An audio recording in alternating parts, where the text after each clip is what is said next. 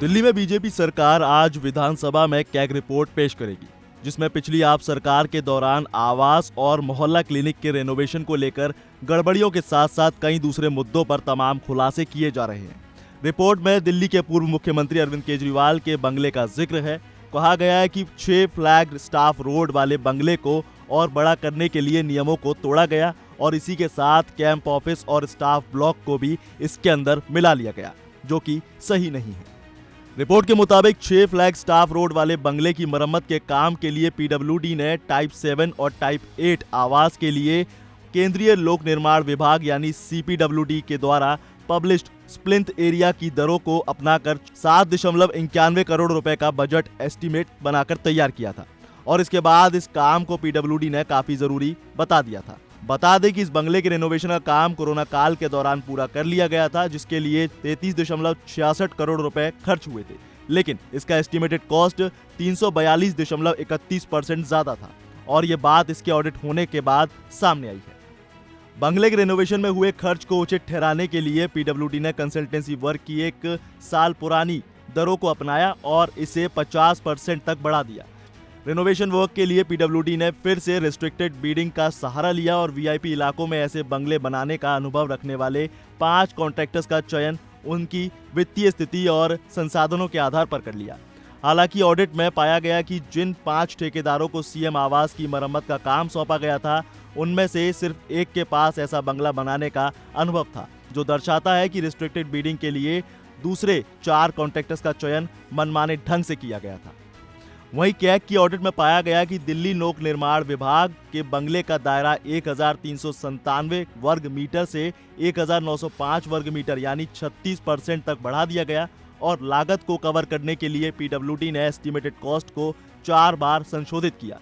इसके अलावा बंगले में महंगे और लग्जरी आइटम्स लगाए गए। पीडब्ल्यूडी ने बंगले के रेनोवेशन में एस्टिमेट से जो अलग काम कराए गए उसके लिए टेंडर प्रक्रिया अपनाने की जहमत भी नहीं उठाई और करीब 25.80 करोड़ रुपए के खर्च सेम कॉन्ट्रैक्टर द्वारा किए गए। वहीं ऑडिट के मुताबिक बंगले की साज सज्जा और घरेलू उपकरण लगाने में पीडब्ल्यूडी ने 18.88 करोड़ रुपए खर्च किया और इन्हें एस्टिमेटेड कॉस्ट से अलग एक्स्ट्रा आइटम के रूप में दिखाया। स्टाफ ब्लॉक और कैंप कार्यालय के रिनोवेशन के लिए कॉन्ट्रैक्ट 18.37 करोड़ रुपए की अनुमानित लागत के मुकाबले 16.54 करोड़ रुपए में आवंटित की गई। इसके लिए भी रिस्ट्रिक्टेड बीडिंग की प्रक्रिया अपनाई गई और रिस्ट्रिक्टेड बीडिंग के तहत वर्क टेंडर का आवंटन क्यों किया गया, इसके कारणों का ऑडिट में पता नहीं लगाया जा सका, क्योंकि इससे संबंधित रिकॉर्ड कैग के पास उपलब्ध नहीं कराए गए। साथ ही आपको यह भी बता दें कि ऑडिट में पाया गया कि स्टाफ ब्लॉक और कैंप ऑफिस के निर्माण के लिए स्वीकृत 19.87 करोड़ रुपए की राशि में कुछ धनराशि का उपयोग दूसरे कामों के लिए किया गया और स्टाफ ब्लॉक का निर्माण हुआ ही नहीं।